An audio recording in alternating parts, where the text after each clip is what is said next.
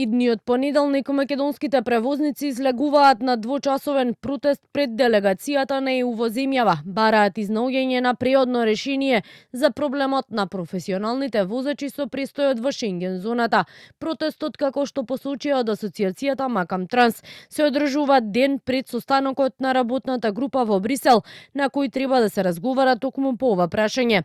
Пред канцелариите на ЕУ, според најавите, ќе има минимум 20 возила и голем број сопственици, возачи и други вработени, а двочасовни протести од 12 до 14 часот ќе се одржат и во Србија, Босна и Херцеговина и Црна Гора. Со сите превозници од регионот од Западен Балкан се договоривме да направиме еден символичен протест со цел да испратиме порака до надлежните органи во Европската Унија за изнајдување на преодно решение додека да се смени визната стратегија, бидејќи самите признаа дека возачите вршат денес.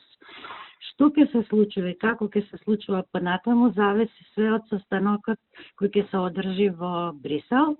Од Транспорт и денеска повторија дека како надлежна институција имаат целосно разбирање за македонските транспортери и се превземаат сите активности за изнаоѓање на решенија преку билатерални договори со земјите членки на Шенген зоната. Ресорниот министер Александар Николовски најави исклучување на нови договори, посочувајќи дека на тој начин земјава самостојно го решава проблемот. Во текот на септември е најавена средба на високо ниво со австриската влада. Во текот на октомври е најавена средба со словенечката влада, така што ние не застануваме и продолжуваме да работиме на билатерални договори со сите земји кои што се расположени. За таа работа гледаме генерално да ги покриеме рутите каде што македонските транспортери најчесто одат. Со Швајцарија веќе има договор, со Хрватска има договор, со Романија има договор, како што кажав, следни за разговори се Австрија и Словенија и исто така работиме со Германија.